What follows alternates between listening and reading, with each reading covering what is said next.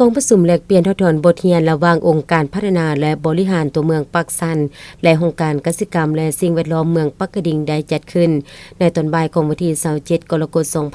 2026อยู่ห้องประชุมองค์การพัฒนาและบริหารตัวเมืองปักสันโดยการเป็นประธานร่วมของท่านนางเขนมันลอมานีกรรมการพรรคเมืองปักสันห้องประธานองค์การพัฒนาและบริหารตัวเมืองปักสันผู้ประจำการท่านขอนสวรรค์อุ่นพามีไซห้องหัวหน้าองค์การและสิ่งแวดล้อมเมืองปักกระดิ่งมีผู้ประกอบการธุรกิจเก็บเมียนขี้เหยื่อเมืองปักกระดิ่งพนักงานทั้งสองฝ่ายเข้าร่วมองค์การพัฒนาและบริหารตัวเมืองหรืออพบตเมืองปักสันแขวงบริคำไซปฏิบัติรูปแบบการดำเนินงานโดยนำไซรูปแบบการร่วมมือระหว่างภาครัฐและเอกชนหรือ PPP ในโครงการร่วมมือ3ฝ่ายดังกล่าวองค์การพัฒนาและบริหารตัวเมืองปักสันเฮ็ดหน้าที่ในการคุ้มครองมหาภาคและบริหารจัดการได้รับส่วนแบ่ง5ส่วนร้อยเวียกงานการเก็บขนขี้เหยื่อแม่นโรงงานทรัพย์เจริญบทพลาสติกปักสันเป็นผู้จัดตั้งปฏิบัติและเวียกงานบริหารจัดการพร้อมทั้งระบบสำราคาบริการแม่นบริษัทอินฟราโซ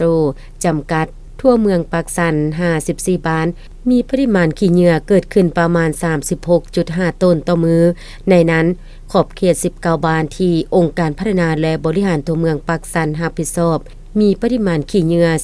15.7 ต้นต่อมือซึ่งปัจจุบันสามารถขนไปถมทิ่มได้เฉลี่ย10ต้นต่อมือในเดือนมิถุนายนที่ผ่านมาสามารถเก็บคนได้ทั้งหมด429.32 ต้นปัจจุบันมีสัญญาผู้ใช้บริการเก็บขวงเฮือนหานค้าโรงแรมเฮือนพักและห้องการรวม 2,000 กว่าสัญญาทั่วเมืองปักสันยังมีขี้เหยื่อตกค้างเฉลี่ย 26.5 ต้นต่อมือ